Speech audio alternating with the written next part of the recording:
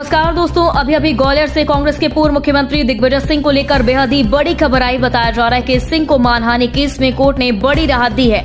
आपको बता दें, कांग्रेस के पूर्व मुख्यमंत्री दिग्विजय सिंह पर मानहानि केस में आपराधिक प्रकरण चलाने के लिए याचिका दायर की गई थी, जिसको लेकर कोर्ट ने कहा कि याचिका स्वीकार करने योग्य नहीं है, इसलिए इसे खारिज कर दिया गया।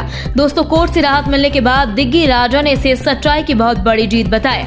साथ ही बीजेपी को कटघरे में खड़ा करते हुए कहा कि जिस तरह से भाजपा विपक्ष पर छोटे से छोटे आरोप लगाकर कहीं कोर्ट तो कहीं जांच एजेंसियों का सहारा ले रही है, वह लोकतंत्र के लिए बेहद बड़ा खतरा है। दोस्तों, इस पूरी खबर पर आपकी क्या राय है? क्योंकि जिस तरह से मानहानि मामले में दिग्विजय सिंह को कोर्ट ने क्लीन चिट दी है, उससे एक बार फिर सत्ताधारी भाजपा शेर की तरह दहाड़े मारकर रोने लगी है। दोस्तों, देखिए, अवधेश जी भाजपा के ना तो सदस्य हैं, ना ही कुछ है, और उनके द्वारा सिर्फ एक चर्चा का विषय बनाने के लिए यह परिवाद दायर किया गया था, जो कि झूठा सिद्ध हुआ।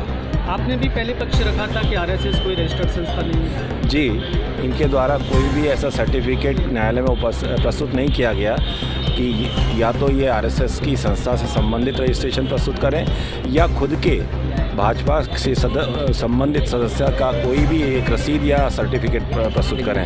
ये ना तो भाजपा के, ना आरएसएस के, ना बजरंग दल के किसी के भी सदस्य हैं। आज आपने डिसीजन आने से पहले क्या मजबूत पक्ष रखा? कुछ 2-3 पॉइंट? आज नहीं था, मैं अपनी बहस कर चुका था 28 तारीख को ही।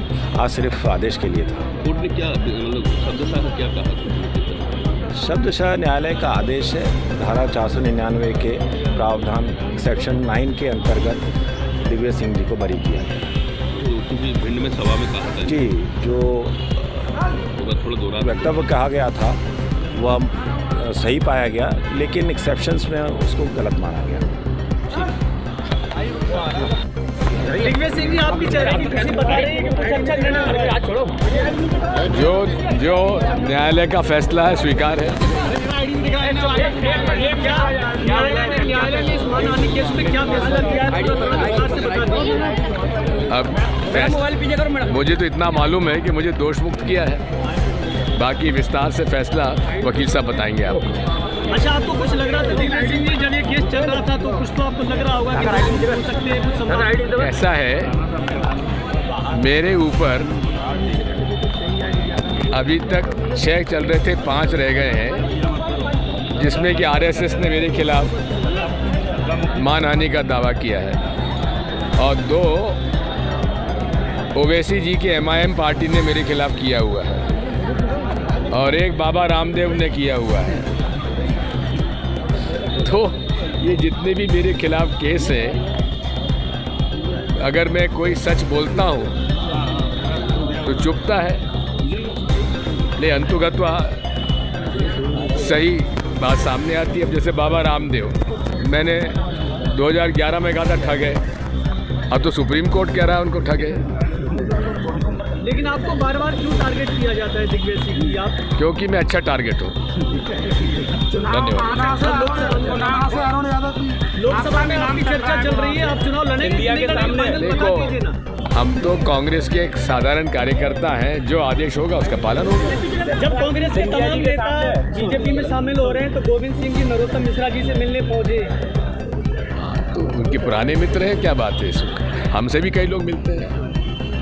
आज मिश्रा के रिसोर्ट में लड़के की पूर्व मिश्रा के जीएसटी में छापा मारा है। 1.5 करोड़ की जरूरत है के बाद जो छापी पड़ रही है जीएसटी, नरोत्तम मिश्रा के यहाँ छापा पड़ा और 1.5 करोड़ मिले, ये तो बड़ी तौहीन की बात है।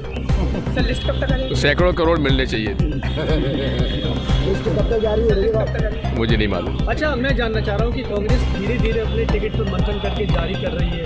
एक बार में 29 टिकट घोषित नहीं कर पा रही पार्टी। कोई पार्टी एक साथ नहीं करती, धीरे धीरे करते हैं। बीजेपी ने भी धीरे धीरे किया है। महिलाओं को मौका देगी पार्टी? देना चाहिए। ऐसा बीजेपी के कुछ लोग संपर्क में हैं टिकट को लेकर? नहीं। ग्वालियर से भी कोई दमदार मामला तो आएगा क्योंकि अशोक सिंह को राष्ट्रपति निश्चित आएगा। हरियाणा में बीजेपी और जेजेपी का गठबंधन टूटने के कगार पे पहुंच गया। वो सीटें मांग रहे थे, बीजेपी ने मना कर दिया, कहा कि सभी पे हम लड़ेंगे। ऐसा है कि हरियाणा में जो समझौता हुआ था, वही समझौता जो है वो इतने दिन चल गया, ये बड़ी गनीमत है। राहुल गांधी की न्याय यात्रा के बाद लगातार जो कांग्रेस के वरिष्ठ नेता है वो तो इस पूरी खबर पर आप अपनी राय जरूर दें। यदि आपने अभी तक हमारे चैनल को सब्सक्राइब नहीं किया तो प्लीज बेल आइकन दबाकर अभी हमारे चैनल को सब्सक्राइब करें। खबर अच्छी लगने पर लाइक शेयर करना ना भूलें। अगली ताजा खबर के साथ हम जल्द ही आपके बीच हाजिर होंगे। तब तक के लिए नमस्कार, जय हिंद।